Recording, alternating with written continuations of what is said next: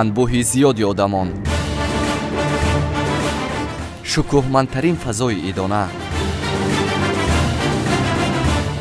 базму тараб ва шодиву сурури беинтиҳо, декҳои пур аз оши палав бо волотарин ҳунари табоҳӣ. ин ҳама бахшида ба аввалин фестивали оши палав дар пойтахти тоҷикистон, шаҳри Душанбе. фестивале ки ба ҳам оварандаи қалби ҳазорон буду муаррифгари ҳунари волои ниёгон. фестивале ки инъикосгари фарҳанги дастурхондории миллати тоҷик ва тарғибгари ҳунари ошпазӣ буд.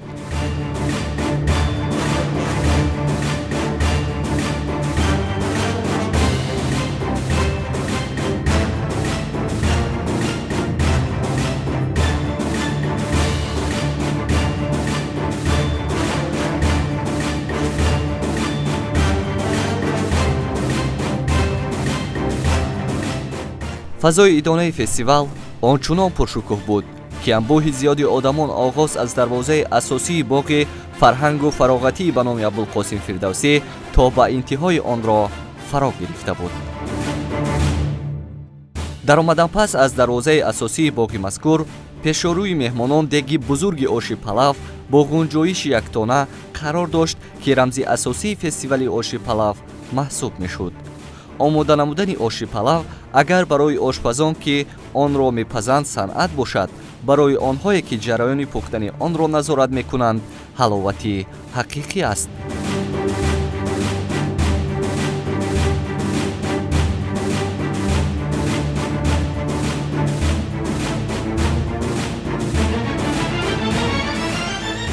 тайёр намудани ин оши яктонагӣ шабона оғоз гардида тақрибан 6 соат идома кард. боғи Фирдавсиро накҳати иштиҳоангези ош ба зудӣ фаро гирифт. 7 нафар ошпазони тоҷик онро бо маҳорати баланд омода карданд.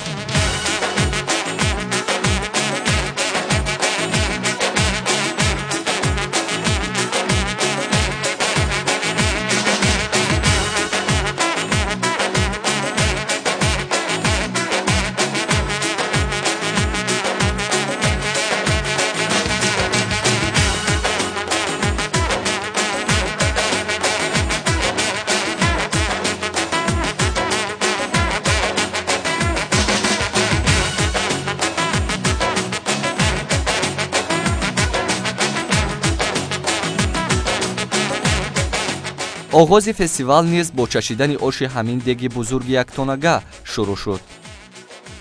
ана ин сарошпази мо Собирҷон Муҳаммадҷонов мебошад ки таҷрибаи 17 сола дорад. бори аввал ман 15 килограмм палав пухтам. тадриҷан таҷриба андӯхтаам, вале яктона палавро бори аввал мепазам. дар ин кор ба ман шогирдонам кӯмак мерасонанд, мегӯяд ӯ. таркиби оши палав 250 кило биринҷ, 200 кило гӯшт, 350 кило сабзи, 30 кило пиёз, 40 кило роғани зағир, 50 кило роғани офтобпараз. чашида бинед марамад. дӯстони азиз, тасаввур мекунед ин лали оше ки дар дасти ман аст аз ана ҳамин деге ки 1 тон ва бо заҳмати ошпазони хело ҳам моҳир омода шудааст ва ин ҷо фестивали оши палави шаҳри Душанбе аст. мардуми мо аз азал ба таҳияи оши палов машғул мешуданд. ош як рамзи ба ҳам овардану муттаҳид кардан буд. ошу оштӣ мегӯянд, яъне он нафароне ки бо якдигар зиддият доштанд, маҳз ана ҳамин ош онҳоро сари якхон ҷамъ меоварду оштӣ медоронд. ва ин фестивали оши палави шаҳри Душанбе низ маҳз ба хотири муттаҳидии мардуми тоҷик аст ки инҷо мо мебинем анбӯҳи зиёди мардум омада истоданд то аз фестивали оши палави шаҳри Душанбе дидан карда бошанд. марҳамат ба оши палави шаҳри Душанбе. дар фестивал беҳтарин ошпазон аз кӯли кишварамон ҷамъ шуда маҳорати табоҳии худро манзури сокинон гардониданд. ба ҷуз оши палави яктонагии Душанбе ки ба рамзи воқеии фестивал табдил ёфт, инчунин дар 400 деги дигар беш аз 200 ошпазон аз манотиқи гуногуни Тоҷикистон ҷамъулҷамъ 10 тонн палав омода карданд.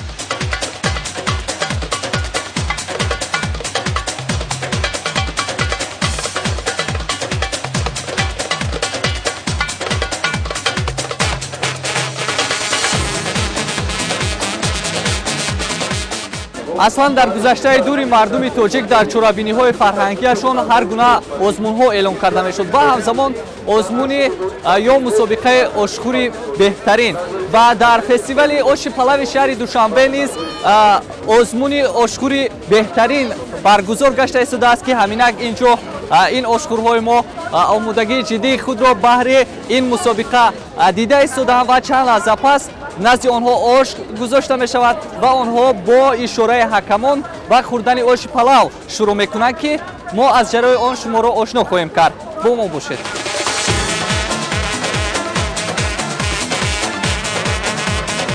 бояд ошхӯри беҳтарини фестивали оши палави шаҳри душанбе ана ҳамин гуна як лалии бузургро то охираш бояд бихӯрад ва дар мавриди ана ҳамин як лалии бузургро пурранги хӯрдан ӯ ғолиби фестивали мо хоҳад шуд. ҳоло мо шуморо аз ҷараёни ин ошно хоҳем сохт.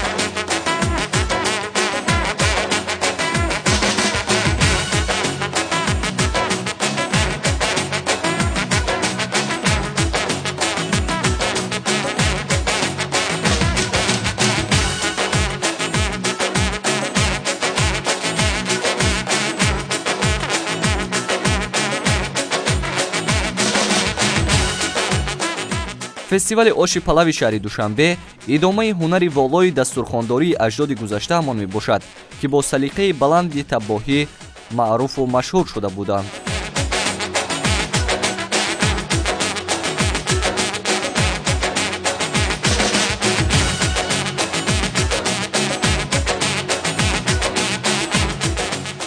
мардуми тоҷик аз нахустин мардумоне буд ки ба коркарди зироатҳои гуногун дастёб гардидааст ва он зироате низ барои коркард ба мардуми тоҷик даст дод ин биринҷ буд ва чун биринҷро коркард карданашро мардуми тоҷик ёд гирифт бонувони хонадони мардуми тоҷик аз он ҳар гуна таомҳоро низ омода карданашро шурӯъ карданд ва аз ҳама таоме ки бисёр ҳам болаззат буд ва машҳурияти зиёде пайдо кард дар хонадони мардуми тоҷик ин оши палов аст.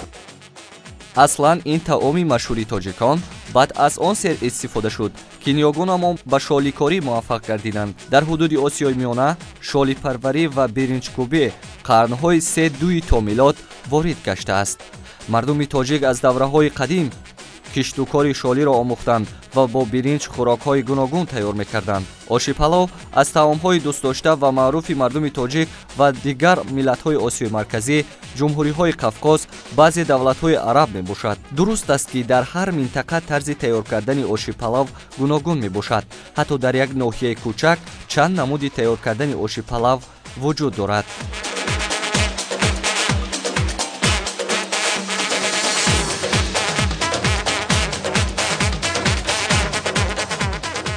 ҳикмати халқ мегӯяд оши палав ҳар ҷо, пазанда ҷо-ҷо. ҳақиқатан пазандаи оши палав ки пайрави пири пазандаҳо асту оши дилнишин мепазад ҷо-ҷо аст.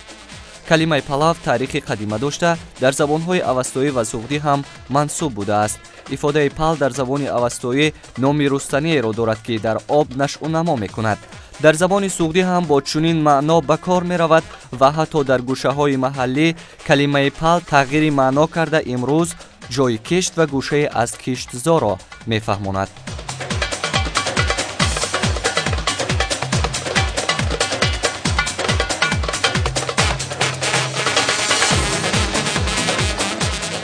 ватани палов ҳамон ҷоест ки паловхӯрон ҳастанд, зодгоҳи палав бошад, сарзамини орёну суғдиён аст. пиромони оши палави тоҷикон бошад, донишмандони рус ва тоҷик тадқиқотҳои зиёде бурданд. донишманди рус Лазерсон оши палави тоҷикӣ аз ҷумла палави душанбегӣ ва хуҷандиро шаҳр дода навъҳои палавро зикр кардааст ки инҳоянд: палави душанбегӣ, палави хуҷандӣ, палав бо хушкмеваҳо, ғелакпалов, чӯҷапалов, угропалов.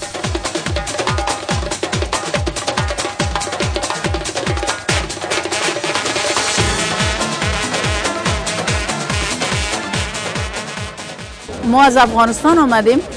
امروز در این فستیوال آش پلاو شرکت کردیم. یکی از عنعنات بسیار خوب ملت دوست عزیز کشور دوست ما تاجیکستان است و این خیلی یک عنعنه خوب است. در افغانستان هم ما چنین عنعنات در قسمت پختن آش پلاو و دیگر غذاها داریم و این از اینکه تعداد زیاد مردم در اینجا جمع شدن و این موفقانه به خیر تیر میشه، بسیار مزه‌دار است و این برای ملت تاجیک برای همیشه تنجی ملت تاجیک دیگه خواهان هستیم که همیشه آرام و آباد باشن و ما همیشه بیاییم از این آش پلاو بخوریم.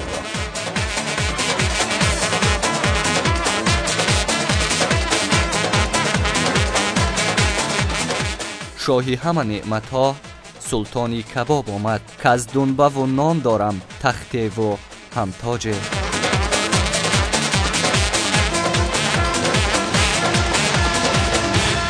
از شنیدن این بیت اشتها به جوش می آید. آش پلاو در تاجیکستان خوراک عادی نیست. این خوراک عنعنوی است که قسمی میراث فرهنگی عمومی کشور محسوب می یابد.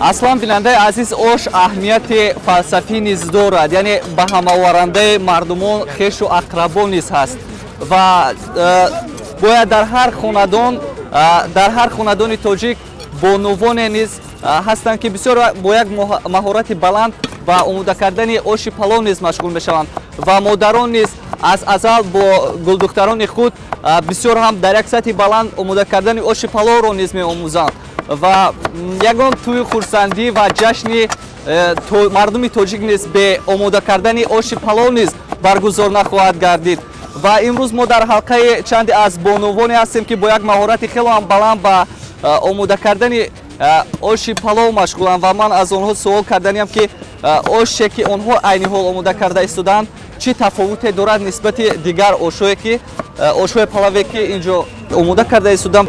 گوشت مرغ هم است، گوشت گاو هم است، گوشت گوسفند هم است، دنبه هم است، زیره و مرچ و سبزی و روغن تمام نموده که تاجیکان ما استفاده میبرند در آش.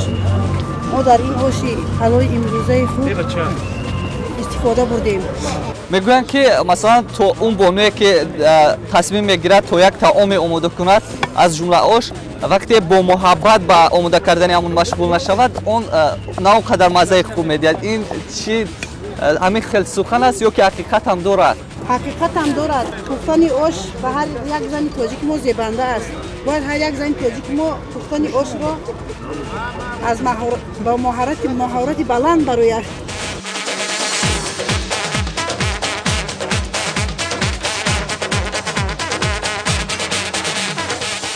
در تاجیکستان بیش از 60 نمود این طعام پخته می شود. ترکیب آشی معمولی از محصولات گوناگون عبارت است ولی آن اساساً از برنج، گوشت، سبزی، پیاز، علاوه ها آماده می گردد. طوری می دانیم سال 2016 آشی پلاو به فهرست جهانی میراث فرهنگی یونسکو شامل کرده شد.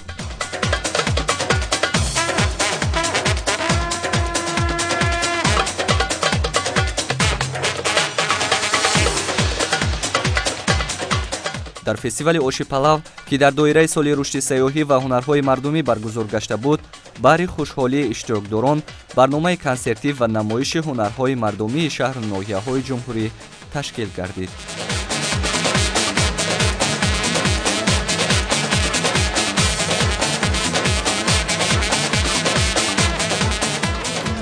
برای راحتی جان نوای تو تار باشه، برای راحتی جان نوای تو تار باشه.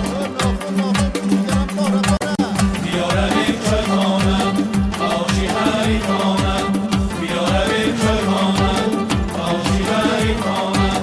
دیداری دوست غنیمت شای کبود بهانم، دیداری دوست غنیمت شای کبود بهانم. بیارم چرمانم آشی حریفانم، بیارم چرمانم آشی حریفانم. یه بیارم چرمانم.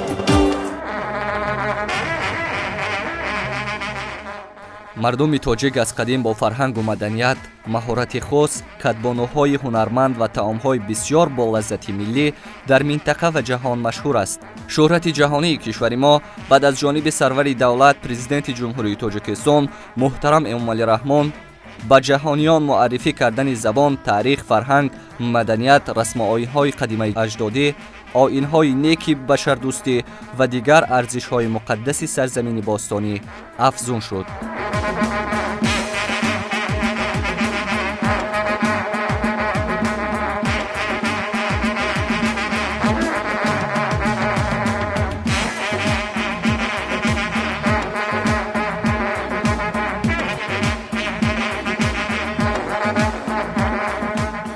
ниёгони мо тоҷикон бар он назаранд ки оши палав хӯроки анъанавӣ буда дар байни халқамон маҳбубияти хос дорад. ба ин хотир онро маҳбубтарин хӯрок ва бештар аз ҳама шоҳи таомҳо меноманд. одатан ҷашну маросим ва нишастҳои тоҷикон бе оши палав намегузарад. вақте ки ба хони мо меҳмон меояд, мизбон муаззаф мешавад ки баҳри иззати ӯ оши палав пазад.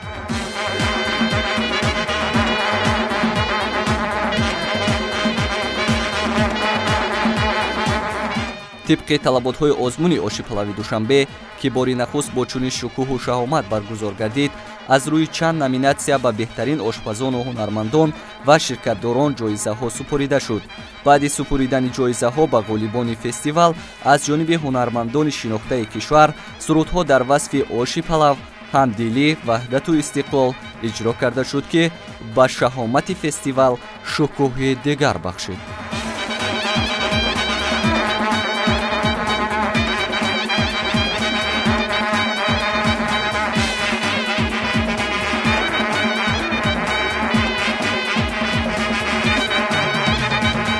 дӯстони азиз, фестивали оши палави шаҳри душанбе бо як шукӯҳу шаҳомати хос таҷлил гашта истодааст ва инҷо анбӯҳи зиёди мардум баҳри истиқбол аз ин хони густурдаи ошпазон ҳозир шуданд ва инҷо сари ҳар як қадам дегҳои пур аз ош ва чунин лалиҳои пур аз оше ки воқеан ҳам бо таъми хеш рӯҳу ҳаловат мебахшанд.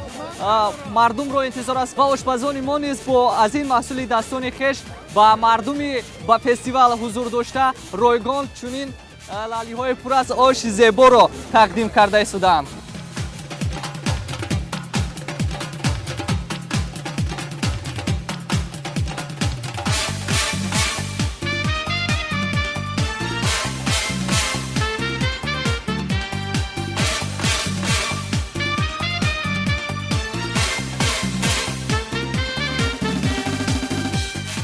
оши палав дар байни мардуми тоҷик на танҳо хӯроки хушмаззаву судманд, балки таоми хоси ҳамаи маъракаҳои мардум, таоми фарҳангофар ва муттаҳидкунанда аст.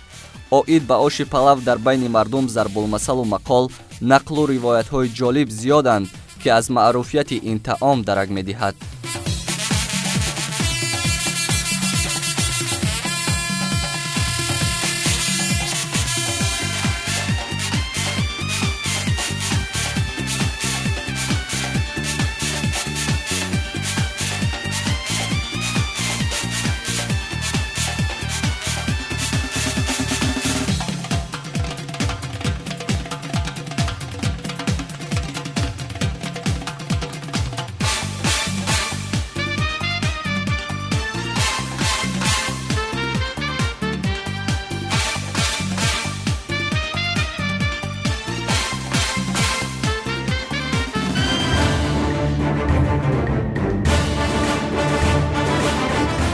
имрӯз дар замони соҳиби истиқлолии тоҷикистони маҳбуб як мафҳум хело шинохтаву арзишманд аст, яъне оши оштӣ, ки бо ёд кардани он дар зеҳни кас мафҳумҳои муқаддаси ваҳдати миллӣ, ягонагӣ ва таҳаммулпазирӣ низ якҷоя ҳувайдо мешавад.